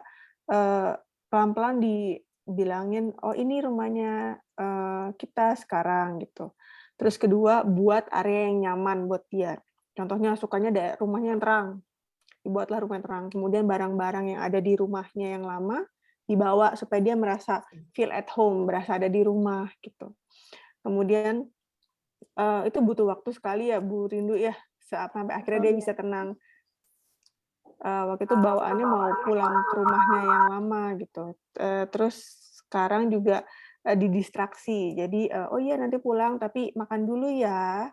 Sekarang tidur siang dulu ya. Jadi kita coba dengan metode distraksi dulu supaya dia nggak selalu keingetan dengan rumahnya. Kemudian untuk kegiatan sih saya tetap meminta keluarga untuk tetap yang masih bisa, contohnya tadi ada video masih bisa nyuci, nyiram tanaman, kemudian masih bisa masak, walaupun dengan supervisi tetap dilakukan supaya otaknya tetap terlatih gitu. Sampai sekarang kan kita tahu bahwa demensia Alzheimer masih belum ditemukan pengobatannya. Yang bisa kita lakukan adalah bagaimana supaya memberikan waktu pada keluarga untuk beradaptasi dengan penurunan fungsi kognisinya yang kita perlambat gitu. Tapi itu memang butuh butuh perjuangan dari keluarga juga gitu. Nah, makanya waktu itu karena sudah mulai agak berat, mamanya ini nempel terus ke Bu Rindu, sedangkan Bu Rindunya masih ada kegiatan agak susah gitu. Akhirnya saya sarankan untuk memakai mbak atau caregiver tambahan. Karena mamanya ini nempel terus nih kalau saya lihat gitu 15 menit di poli, dikit-dikit nanya, misalnya kita lagi ngobrol sama pasiennya ya, dikit-dikit nanya ke Mbak Rindu lagi, nanya lagi. Jadi rasa ketakutan, rasa cemasnya itu cukup tinggi kalau misalnya ditinggal. Makanya saya bilang mungkin attachment-nya ini yang harus dievaluasi lagi supaya pasiennya bisa mandiri dan mau dengan orang lain. Karena kemarin sempat bermasalah, apalagi mirip ya antara suaminya dengan suaminya Ibu Dewi dengan suaminya Ibu Rindu itu mirip perawakannya. Jadi disangka itu suaminya. Itu juga sempat jadi masalah. Sampai begitu ya? Ya, gitu. Cemburu, kadang beliau suka cemburu. Tiba-tiba Cemburunya marah. sama Ibu Rindu sendiri gitu? Iya, sama seluruh orang di rumah biasanya. Yang Ibu anggap pernah dekat-dekat dengan suami saya juga, beliau kira kan itu suaminya, itu marah tiba-tiba, jadi Ibu langsung uring-uring nggak mau makan dan minum dan lain-lain. Ya memang tantangannya lumayan ya Bu ya. Begitu Dr. Novelin. Jadi lagi Bapak tetap, dan Ibu Cok. Ya, mangga silakan Dr. Chandra. Jadi tetap saran saya sih memang merawat pasien dengan demensia itu butuh tim yang besar. Ya, nggak cuma keluarga, mungkin butuh bantuan orang luar. Kemudian kalau memang masih bisa untuk aktivitas gitu ya, dengan mungkin dulu sempat suka poco-poco atau suka ada kegiatan bersama dengan teman-teman, itu bisa dicoba kembali. Tapi mungkin teman-temannya ini, grupnya ini dikasih pendahuluan terlebih dahulu sama keluarga. Oke, mami saya sekarang sudah mulai ada suka lupa-lupa. gitu. Jadi supaya sekitarnya juga aware, supaya lebih mengerti keadaannya dan bisa menerima kembali gitu. Karena sampai sekarang kan pengetahuan masyarakat luas tentang demensia pikun tuh belum terlalu belum terlalu menganggap ini sebagai suatu masalah. Ya, gitu. Betul, masih seperti pemikiran awal Bu Rindu, ini dianggap pikun biasa, begitu udah ngamuk-ngamuk baru mulai kita pusing ya. Lah kok ngamuknya sampai segini? Oke, coba mungkin sekarang pasangan Bapak dan Ibu Cok juga sudah hadir. Pak Cokorda nih, saya manggilnya apa? Pak Cok boleh ya? Pak, tadi saya lihat Bapak sepertinya adalah tipe orang yang amat sangat bersyukur, mungkin begitu ya? Dokter Tania tadi bilang ini luar biasa bersyukur nih orangnya. Apakah di usia saat ini Bapak masih merasa hidupnya cukup berbahagia, Pak, didampingi oleh istri nih? Apakah masih ada keinginan yang masih ingin dicapai kira-kira ke depan nih, Pak? Masih pengen apa nih, Pak? Ingin saya hanya kesehatan, Bu. Masalah makan itu sudah ada mengatasi istri saya. Kepingin saya hanya sehat, melihat cucu, melihat anak-anak itu supaya lama dapat gitu. Oke, jadi kalau selama pandemi ini ada bagaimana, Bu? Selama pandemi. Sudah ketemu keluarganya aman-aman aja. Oh pandemi kalau di Bali nggak ada apa-apanya. Aman-aman saja, Bu. Kalah pandeminya. Oke, mudah-mudahan benar ya, terkabul nih. Kemudian nih dari Bu Cok sendiri, Bu Cok yang istrinya dari Pak Cok, Bu Dewi. Oke, kira-kira sejauh ini pernah nggak mengalami yang namanya burnout? Tadi kalau Ibu Rindu kayaknya saya pernah, saya sampai wajahnya tadi berkaca-kaca. Burnout itu pernah. Kalau burnout pernah nggak Bu Dewi mengalami burnout tuh? Burnout itu pada saat mengurus keluarga yang demensia, mengalami kelelahan yang, aduh saya udah nggak sanggup lagi begitu. Enggak, saya bilang enggak sanggup lagi, enggak. Cuman saya itu berusaha biar bisa mengobati suami saya, berusaha untuk biar sembuh dia, biar saya ada aja hidup, berdua gitu aja. Saya semangat. Nggak pernah putus asa. Nggak pernah saya putus asa, saya aman-aman aja. Kalau udah Tuhan mengenai gimana aja di sana, yang penting saya tetap berusaha. Pasrah ya Bu, pasrah sambil berusaha ya Bu. Pasrah sambil berusaha ya. Iya, masih tetap santai katanya tadi. Tetap santai saya. Tapi saya berusaha untuk di samping itu bersyukur, saya bersyukur dikasih saya hidup sampai sekarang. Waduh, tetap santai betul. Waduh, iya luar biasa ini. Oke, tadi Bu Rindu, apakah memang pernah mengalami burnout tadi Bu? Iya betul Bu. Sempat beberapa kali juga. Seperti apa yang dirasakan burnout tuh betul-betul saya udah nggak sanggup lagi gitu, pernah Bu?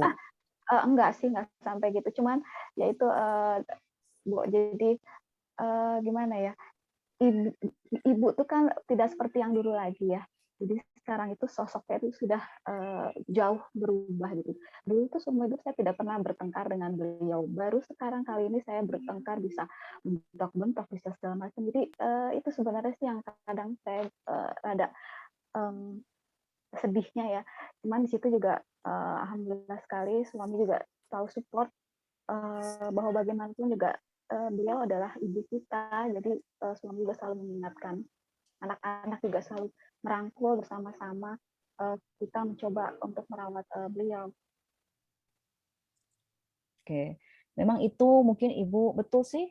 Pada saat satu titik kita mengalami burnout itu kita sampai pada secara tidak sadar kok saya sampai bentak orang tua kita sendiri. Mungkin itu kalau orang demensia mungkin membentak pasangannya, mungkin membentak orang tuanya atau apa, itu wajar, terus bukan sesuatu yang boleh atau apa, tapi istilahnya itu kondisi pada saat caregivernya mungkin sudah jatuh ke dalam kondisi burnout. Pada saat merawat, kalau memang kita punya dukungan dari keluarga besar, mungkin itu bisa berkurang lah kadar burnout-nya. Karena tadi seperti yang Ibu Rindu katakan, saya dapat dukungan dari suami, dari anak-anak, mungkin kadar burnout-nya nanti bisa berkurang. Bersyukur Ibu Dewi dan Pak Cokorda itu amat sangat berserah, mudah-mudahan burnout-nya tidak terlalu berat, begitu ya Dokter Tania.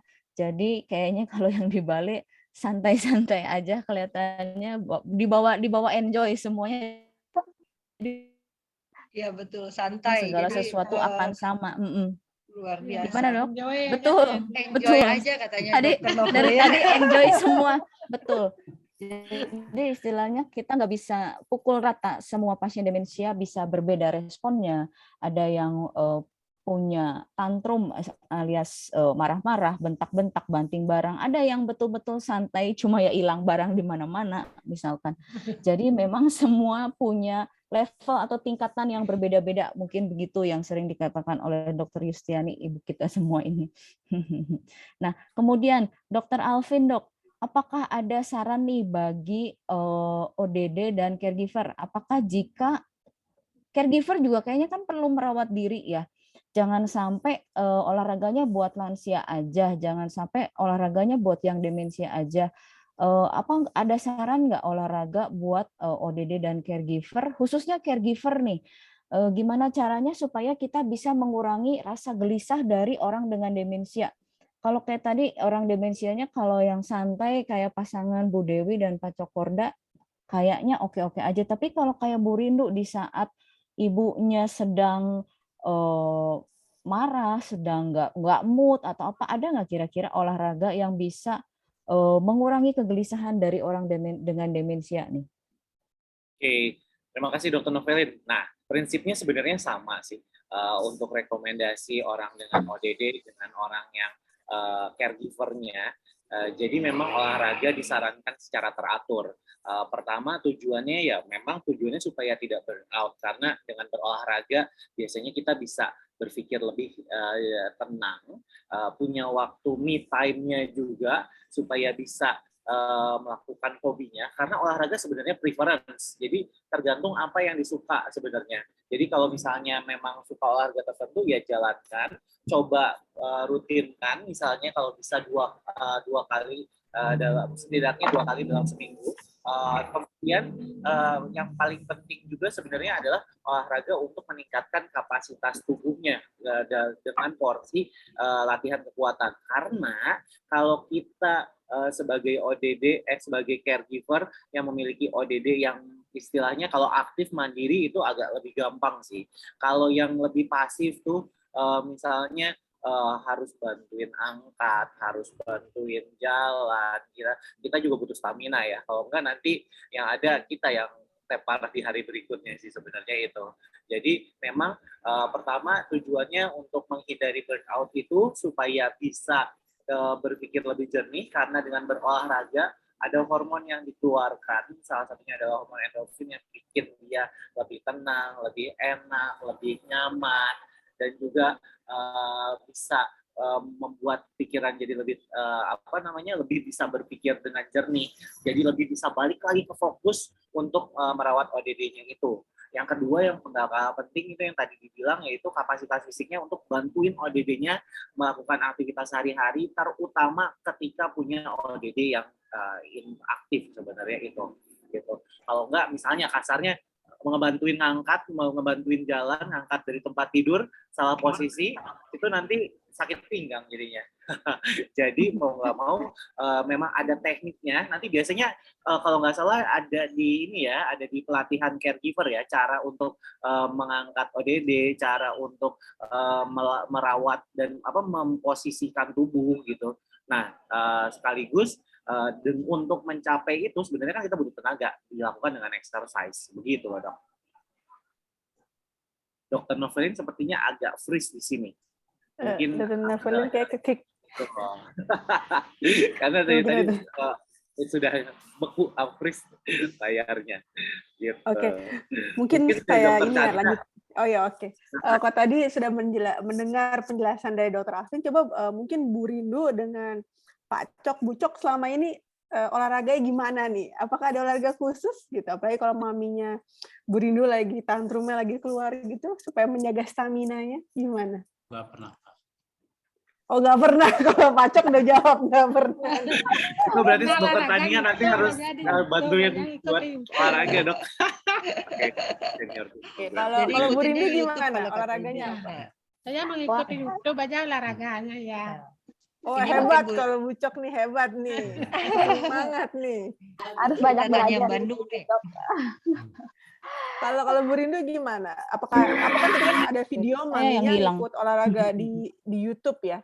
Apakah barengan gitu satu keluarga supaya maminya lebih semangat lagi? Oh iya, itu Ibu ini rajin, itu Ibu semangat kalau ngajak senam kesuruh orang rumah, sampai diajak mbaknya juga diajak joget. Cuman kitanya aja yang belum terbiasa melihat Ibu yang ekspresif, kan Ibu dulu guru ya, galak. Sekarang kok Ibu kok ceria gitu ya, semangat, olahraganya semangat, mah kita yang malu-malu sendiri biasanya. Oh, gitu. Oke. Kalau diajak keluar gimana? Apakah sudah bisa jalan keluar santai gitu maminya? Kemarin juga baru kita coba tuh, kemarin keluar lagi. Alhamdulillah mama juga Ibu tenang, juga enjoy juga. Tempat juga kita juga makan di luar juga Ibu tenang. Cuman itu mungkin waktunya nggak bisa terlalu lama, karena beliau juga kalau sudah terlalu lama capek, akhirnya juga emosinya juga mungkin berubah. Oke. Kalau Ibu Cok bagaimana? Di luar aktivitas, misalnya Bapak ikut jualan gitu ya, apa kalau misalnya dibawa ke daerah pantai gitu kan ya, di sana banyak pantai, apakah tenang atau gimana? Ya sering ke pantai. Diajak jalan-jalan kemana aja nih? Ke pantai, kadang-kadang kemana anak saya dicari, saya diajak gitu. Ke Bedugul gitu. Aku ini ke Singaraja jalan-jalan. Sana bawa mobil sampai sana turun jalan-jalan kemana aja diajak sama anak saya. Oke, tapi berarti maksudnya diajak keluar masih mau gitu ya, nggak yang di rumah masih aja. Senang Masih dia mau. senang ya. Oke. Dokter Novelin hilang lagi?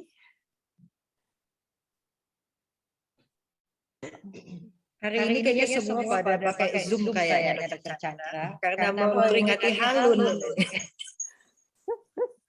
Benar banget. Nah, kalau oke, Dr. Novelin sudah kembali lagi bersama dengan kita.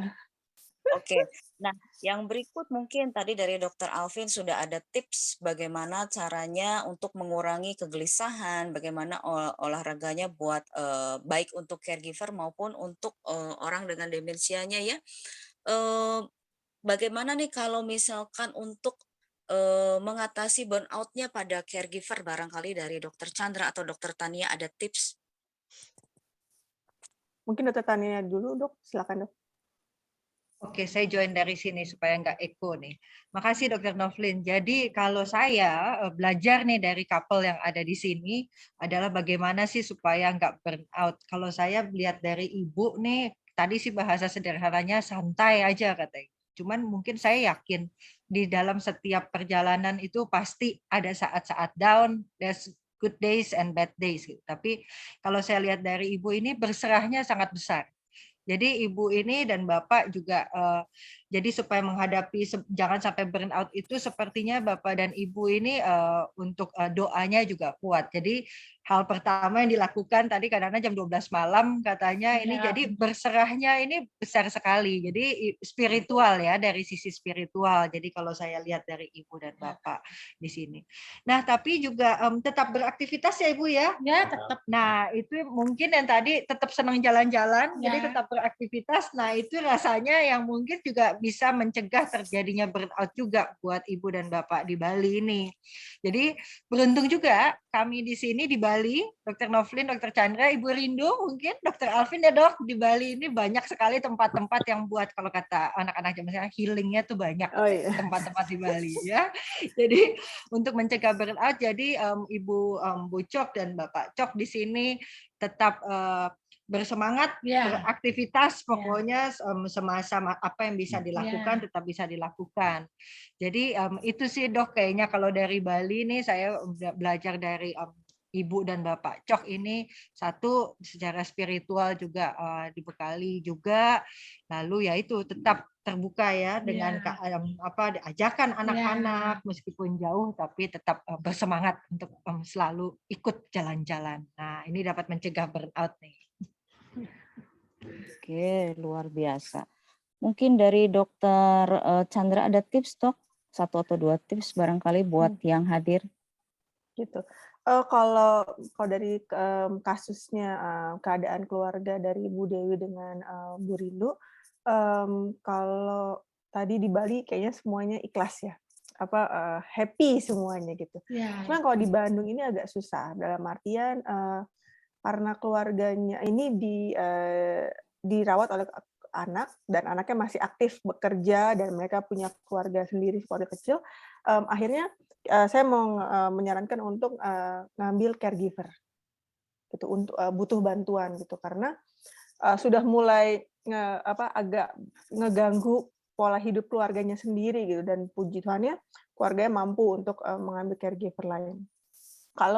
Kalaupun misalnya tidak bisa dengan tidak mampu untuk mengambil caregiver lain, keluarga besar itu sangat berperan. Kita bisa minta bantuan. Memang nggak gampang.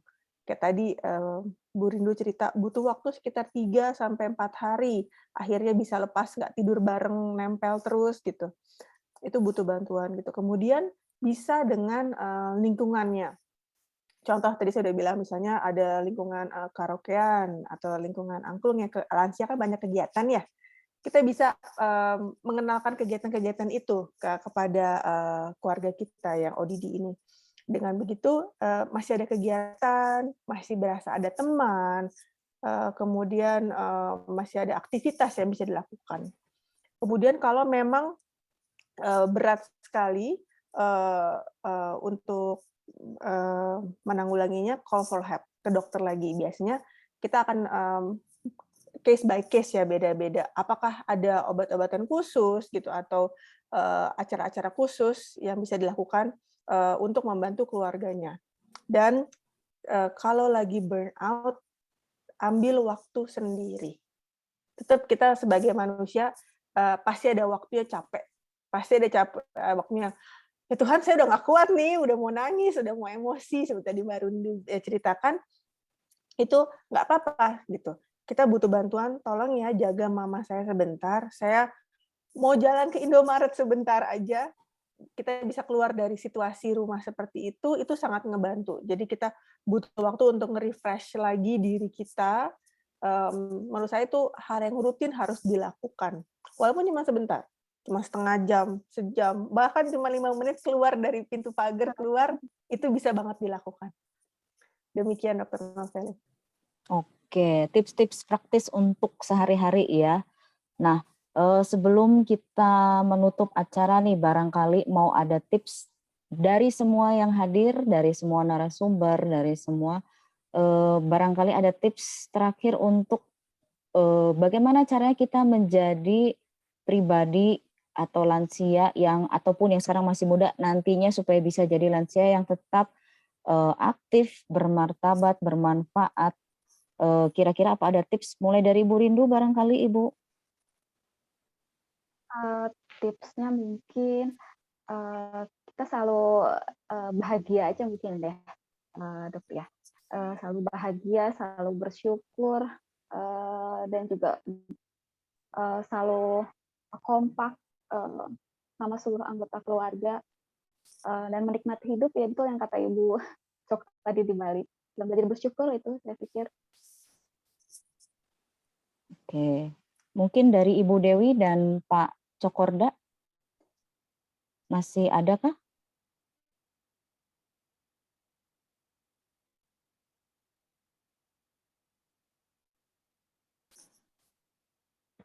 Oke, kalau enggak kita coba beralih dulu ke Dokter Chandra.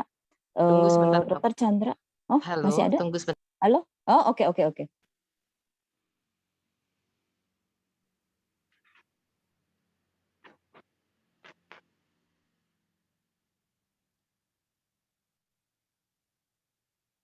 Masih di mute, Bu.